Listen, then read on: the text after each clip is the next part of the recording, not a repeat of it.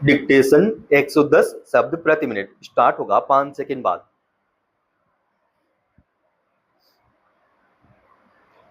Start.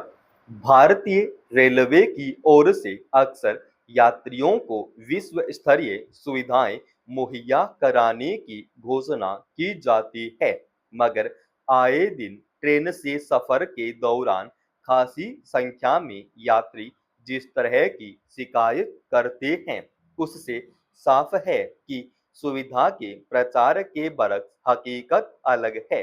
यह छिपा नहीं है कि शहरों में रोजगार या अन्य कारणों से रहने वाले लोग जब पर्व त्योहार जैसे मौकों पर अपने घर जाना चाहते हैं, तो उनकी जरूरत के मुताबिक आरक्षित सीट या बर्थ का टिकट मिल पाना अब एक बड़ी चुनौती है। कुछ यात्री टिकट लेकर किसी तरह ट्रेन में सवार हो भी जाते हैं, तो आगे का सफर जैसे तैसे पूरा करना एक आम स्थिति हो चुकी है। वहीं ऐसी स्थितियां भी आम हैं जिनमें किसी वजह से बीच में खाली रह गई या बाद में खाली हुई सीट या बर्थ वास्तविक हकदारों या जरूरतमंदों को नहीं मिल पाती है। कभी कोई सीट खाली भी होती भी है, तो ट्रेन में मौजूद टीटी मनमर्जी से वह सीट किसी को पैसे लेकर आवंटित कर देता है। कलकत्ता हाई कोर्ट ने इसी पहलू पर गौर करते हुए ट्रेन में ऐसी गड़बड़ियों के खिलाफ कड़ी टिप्पणी की और कहा कि कुछ ट्रेन में टीटी सब्जियों की तरह खाली बर्थ बेचते हैं। अदालत ने देश के सभी रेलवे जोन के महाप्रबंधकों को निर्देश दिया कि ऐसे कर्मचारियों पर मौजूद अधिकतम दंडात्मक कार्रवाई सुनिश्चित की जाए। दरअसल जब ट्रेन अपने गंतव्य के लिए चल पड़ती है, उसके बाद अगर किसी वजह से कोई सीट या बर्थ खाली रह जाती है, तो इसके बारे में आमतौर पर टीटी को ही जानकारी होती है। कन्फर्म होने के नियम के मुताबिक किसी अन्य यात्री को वह सीट आवंटित कर दी जानी चाहिए, मगर ऐसे मामले आम हैं जिसमें टीटी ज्यादा पैसे वसूल कर वैसे यात्रियों को भी खाली बर्थ आवंटित कर देते हैं जो नियमों के तहत उसके पात्र नहीं होते। जिन यात्रियों को टीटी सीट या बर्थ देता है, उसके पास अगर किन्हीं वजहों से आरक्षित टिकट नहीं है, तो हद से लूटपाट, चोरी या ठगी की स्थिति में कानूनी कार्रवाई में अड़चन आ सकती है। विचित्र है कि जिस आम हो चुकी समस्या पर खुद रेल महकमे या सरकार को अपनी ओर से सख्ती बरतनी चाहिए थी, व्यवस्था और नियमों में सुधार करना चाहिए था। अवैध कमाई के लिए टीटी या अन्य कर्मचारियों के खिलाफ कार्रवाई करनी चाहिए थी। वह करने की सलाह एक अदालत को देनी पड़ी।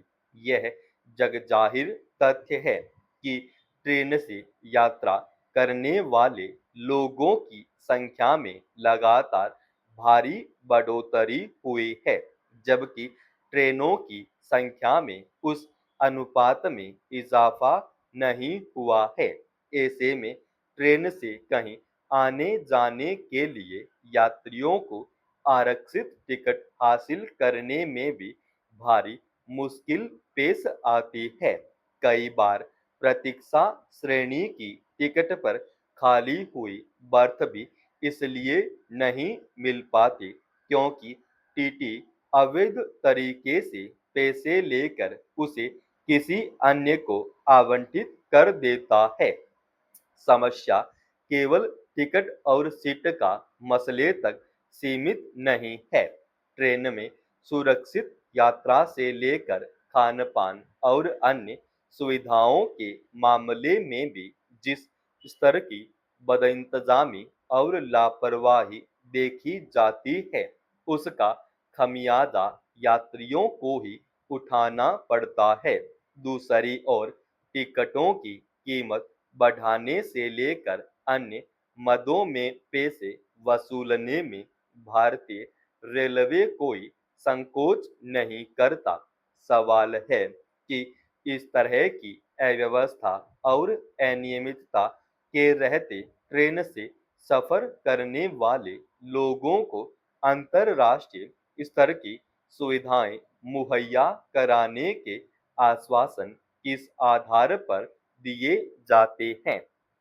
किसी भी देश की अर्थव्यवस्था तभी सुदृढ़ मानी जाती है जब विकास के साथ साथ महंगाई भी नियंत्रण में रहे।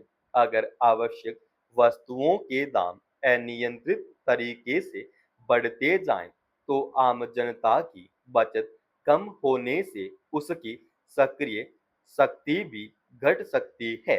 इससे निवेश और बाजार की मांग प्रभावित होती है, जिसका सीधा असर अर्थव्यवस्था पर पड़ता है। यानी कीमतों में स्थिरता के बिना लंबे समय तक समावेशी और संतुलित विकास हासिल नहीं किया जा सकता।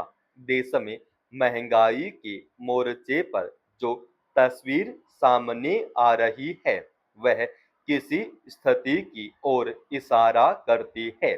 सरकार की ओर से बीते सोमवार को जारी किए गए आंकड़ों के मुताबिक खाद्य वस्तुओं के दामों में लगातार बढ़ोतरी से जून में खुदरा महंगाई बढ़कर 4.38% पर पहुंच गई, जबकि मई में यह 3.93% थी।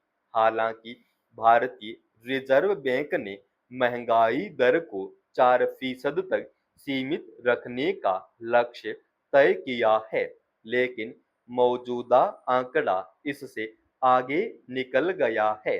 सरकार की ओर से अक्सर यह दावा किया जाता है कि महंगाई नियंत्रण में है और आवश्यक वस्तुओं के दाम आम आदमी की पहुंच में है, मगर वर्तमान परिस्थितियों में यह सवाल उठना स्वाभाविक है कि क्या महंगाई को नियंत्रित करने की सरकार की नीतियां कारगर साबित नहीं हो पा रही हैं, या फिर कीमतों को काबू करने की डोर को जानबूझकर ढीला छोड़ देने की कोशिश की जा रही है। खाद्य महंगाई का मई में 4.78% से बढ़कर जून में 5.32% पर पहुंच जाना वास्तव में चिंताजनक है। जब आरबीआई ने खुद महंगाई को 4% के आसपास रखने का लक्ष्य निर्धारित किया है, तो फिर क्या वजह है कि यह आंकड़ा तेजी से ऊपर की ओर जा रहा है। कारण चाहे जो भी हो, लेकिन इसका खमियाजा आम आदमी को अपनी जरूरतों और खर्चे में कटौती के रूप में भुगतना पड़ रहा है। सरकार को इस बात पर गंभीरता से गौर करना चाहिए कि महंगाई की सबसे ज्यादा मार समाज के उस कमजोर तबके पर पड़ती है जो दिन भर कड़ी मेहनत के बावजूद बमुश्किल से अपने परिवार की बुनियादी जरूरतों को पूरा कर पाता है। समाप्त। दोस्तों, रोजाना ऐसे एडवांस डिक्टेशन के लिए चैनल को आप अभी सब्सक्राइब कीजिएगा और आज के इस डिक्टेशन का पीडीएफ फाइल हमने हमारे Telegram channel study with HP Swami पर डाल रखा है, जिसका लिंक इसी वीडियो के डिस्क्रिप्शन में डाल रखा है।